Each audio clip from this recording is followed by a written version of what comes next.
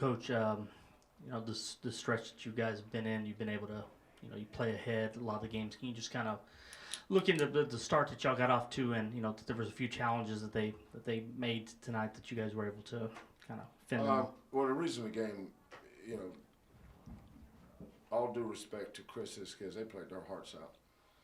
But our defense was outstanding. We held that team to 28%. Our rebound was outstanding. We out-rebounded them. I don't even know what it was. I know it was a lot. 18. Plus, we're plus 18 on the boards. We held them to 28%. Turnovers and fouls. That's it.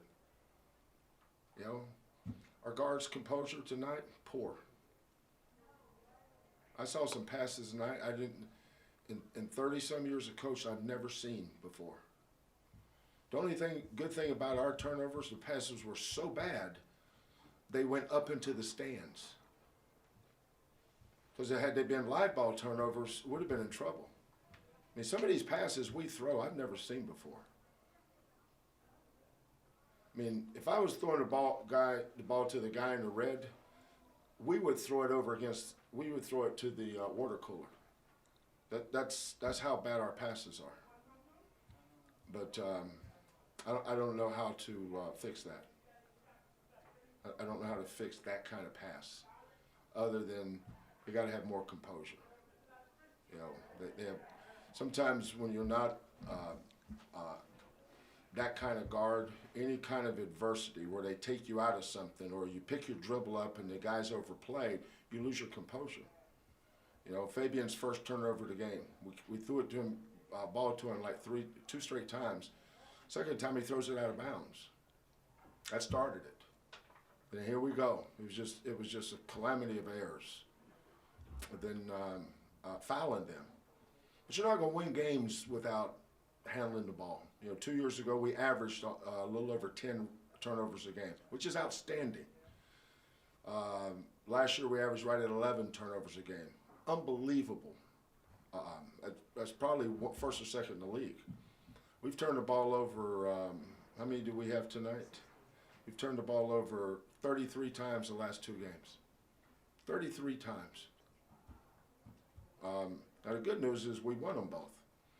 I'd rather have no turnovers and I'd rather have 33 turnovers and 2 wins than no turnovers and 2 losses. Don't get me wrong. But I saw some passes tonight that for an old guy that's seen a few games in his career, I didn't think I'd ever see. Coach, it comes down to decision, man. You got to know how to be a basketball player. Just make the right decisions. Don't lose your composure. Coach, would you say the reason for that is the inexperience that the team still has? I have no idea. You need to ask them that question. I'm not the one throwing the pass. That's Nate. Okay, well, Nate, what do you say the reason is for the turnovers and bad passes? Just gotta keep getting better. IQ. Just keep hitting the rock. Fabian, what are your thoughts on the turnovers? My turnover was just composure. We just gotta keep our composure, really. Now, it wouldn't surprise me if it came out Sunday and had 8 turnovers. It's just, I think we were averaging 11 turnovers a game going to the last 2 games. So this is not like this has been a year-long thing, but these last 2 games,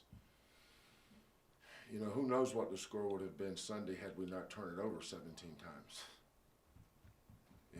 We won by 20.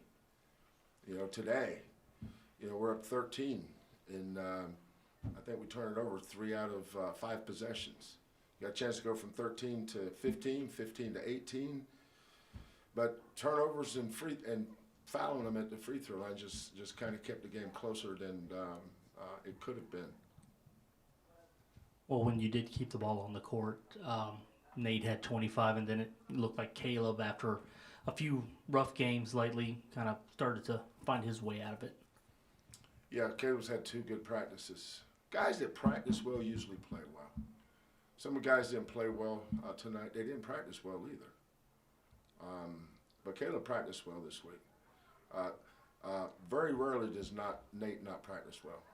These turnovers are mind-boggling, but let's not get it twisted. Nate is the heart and soul of this team. Nate Hinton is the heart and soul of this team. You know how hard it is for a guard to average almost 10 rebounds a game? You know how hard that is? That is a lot more impressive than the turnovers are a problem. So don't get twisted with the turnovers. Don't let that be the story. That's my frustration. That kid's averaging almost 10 rebounds a game. Fabian White is a horse on those boards. Did you guys know this? Did you guys know we're the #1 rated offensive rebound percentage team in the nation? We're the #1 rated offensive percentage. We get a higher percentage of our misses, our misses, than any other team in the country. I think we're getting almost 40% of our misses, and that's a big part of our offense. You know, tonight we missed. How many shots we missed? 31. It was 31 shots, had 15 rebounds. That's almost 50% of our misses. That's part of our culture.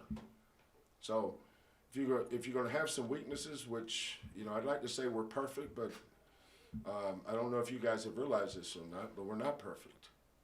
But that rebounding stat's huge. That keeps you in a lot of games.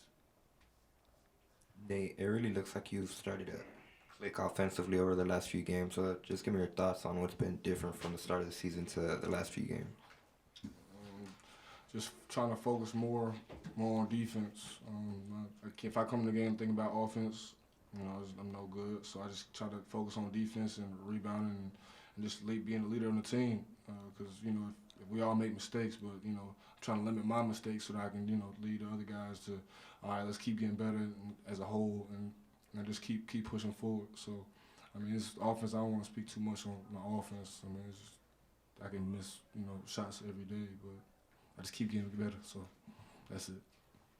Nate, on the rebounding, you know, last year from the guard spot, Armani led the team in rebounding, and that's kind of the way things are, you know, how they go here. Was that something did you drill it in your head in the off season, or is that something you really kind of worked to step into that role or be that guy that could get the boards? Not necessarily. I just want to rebound and go get the ball. Rebounders, I've always been a rebounding guard, but, you know, coach emphasizes it, so it's just something that I took upon myself to just do what was emphasized. So, I mean, I'm just trying to rebound. The other thing that helps him too is he's a tough kid. You know, Armani was a lot tougher than people gave him credit for. Armani was a tough kid, but both these guys are tough competitors. Fabian's really grown into that. I didn't think Fabian was very tough in high school. I just thought he was better than everybody else. But he's really come a long way in that area. Nate was tough the first time I saw him, but he's got a lot more competitive. These two guys compete for rebounds in practice. They've helped the other guys become better rebounders. They got a couple more of their teammates they need to get hitched up to their wagon too. Fabian, the rest of the month between Oklahoma State on Sunday and then you got a tough UTEP and then you go off to Honolulu for a few more games that are really tough. What's it like this stretch to end the year where some opportunities there? And I know you take them one game at a time, but you know the schedule's not going to get any easier from here throughout, you know, conference play. None of the games that we play have been easy, so we just gotta keep the same mindset that we've been going into in each game and trying to get our defense better. And hopefully we can come out with some wins.